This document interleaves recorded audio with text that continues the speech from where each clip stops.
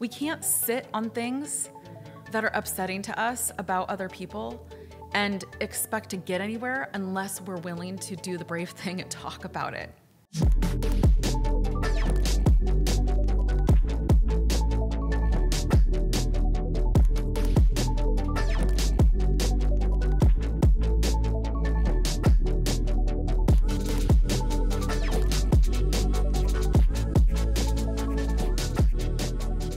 In the clinic, people come to us all the time and talk to us about relationships that they are struggling with, right? It's such a big deal for people. Yeah, well, and ultimately probably their just community or their close network is probably not serving them well. Yeah, so surrounding yourself with the right people is something that we really end up talking to people a lot about. And something that can be very confusing, I think. Yeah. For people. Because when people say, well, when you say to somebody, surround yourself with the right people, they're like, what does that even mean? Yep. And, you know, for me, personally, what that means is not necessarily surrounding yourself with like-minded people. No. Or people who agree with everything you say. Yeah. Or have all the same interests or the same exact values or beliefs.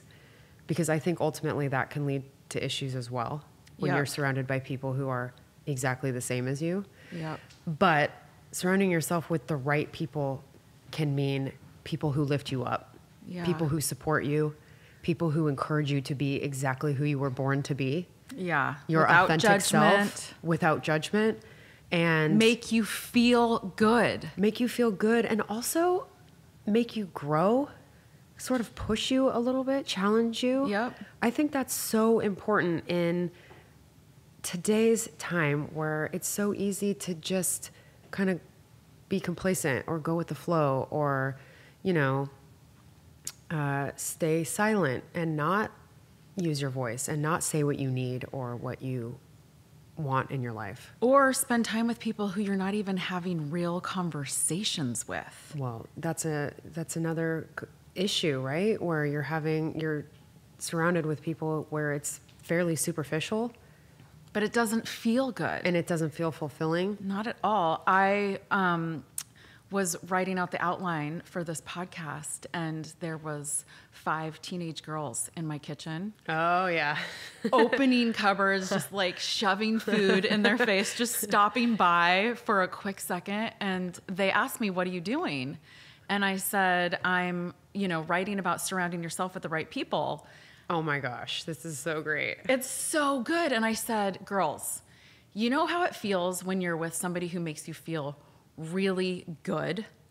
And you know how when you're with somebody who you just feel like maybe they don't have your best interest at hand, or you're not sure if today they're going to act one way and tomorrow they're going to act another way, or maybe they don't ask questions about you and they're just all about them. And what did they say?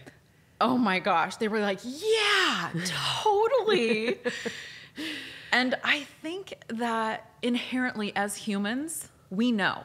Those 12-year-old girls know who makes them feel good and who doesn't make them feel good. I mean, being a teenage girl is like walking through the gauntlet. It is. Like that is one of the most difficult times of your life where you're trying to figure out your identity and, who you really truly are. Yep. And also who you want to be around you so that you can be who you are. Yep.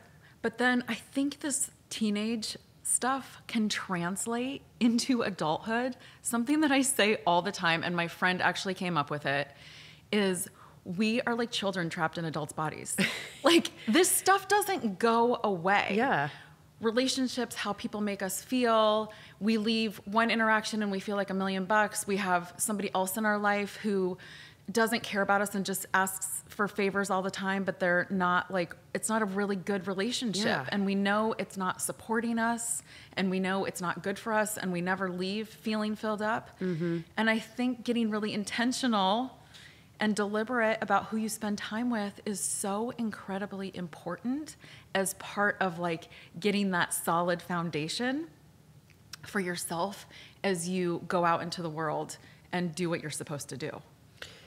Yes. And so when you find yourself in a place where you're questioning whether somebody in your life is serving you at the time, I think this is somewhat difficult to verbalize, but it's a feeling that I think we can all kind of understand. You think about your interactions with that person in that relationship, and you think, do those make me feel good? Do I feel good? Do I feel expansive in that relationship? Yeah. Or does it make me feel bad? Do I feel contracting emotions? Do I feel shame? Do I feel guilt? Do I feel tense around these interactions with this person? Yep. And people are like, well, I can't just cut everyone out of my life. Yeah. It makes me feel that way. And I completely agree. And it's not necessarily about cutting people out. No, it's not. But it's just about acknowledging, is this something that I need to put a lot of time into? Do I need to confront something that might be going on in this relationship? Or is this something that I can let go of in terms of that relationship might have served me for a season in my life or a period of time?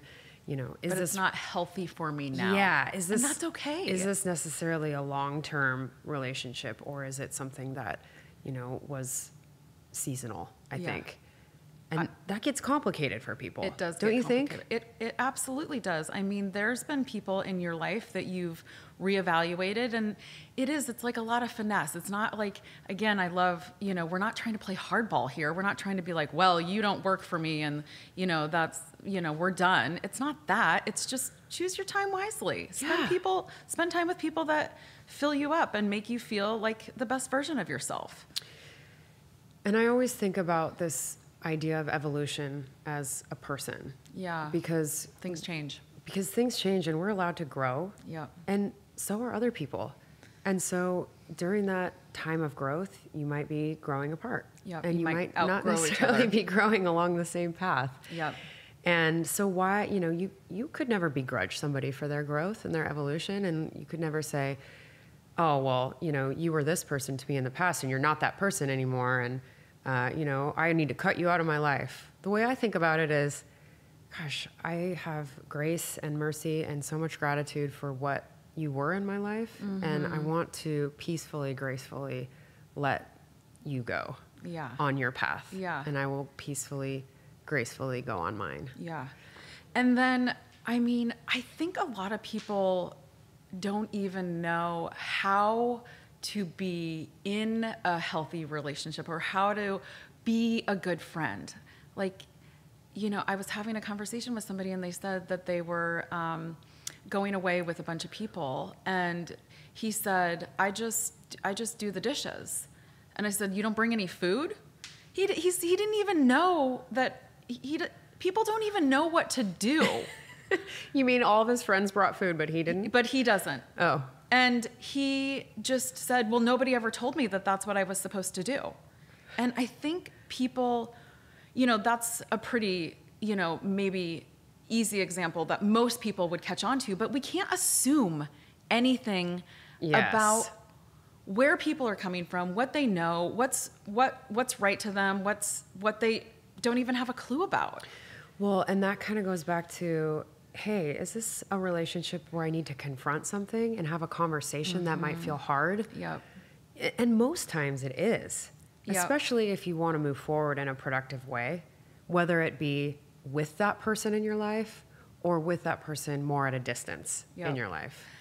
I agree. I tell people, you know, when you're contemplating a difficult conversation and confrontation, just start with one sentence. Yeah. Like, you've come up with 5 paragraphs in your head, and you've said what they're going to say and what you're going to say and what they might say, and you know. But that's never going to happen. No, it's all just in your head. Yeah. And I say, just say one poignant sentence and then see what they're going to say. Yes. Because you want to start the conversation, but put the ball in their court. Yeah. And I think that people are really surprised that when they have the guts to express their feelings, which is what we should be doing, and communicate, that it goes much better, or maybe not, and that's good to know, than they would have expected. But we need that information. We can't sit on things that are upsetting to us about other people and expect to get anywhere unless we're willing to do the brave thing and talk about it. to tell them how we're feeling. It's funny, but that's ultimately why we end up having so many conversations with people and patients, is because this stuff manifests as big stress for people. Yeah. And that impacts their physical health. And so they end up in our treatment rooms and we end up talking about it because, you know, in Chinese medicine, you go a little deeper and you talk about the mental and the emotional health beyond just the physical. And so you'll be sitting there talking to somebody about their shoulder pain, and then you'll say, so how is your job? Yeah. And they're like, oh, well, I have a really hard work environment and I don't get along with my coworkers and my boss is really hard and I don't feel like I have a voice and I want to ask for a raise, but I don't have the confidence to do that and I feel undervalued.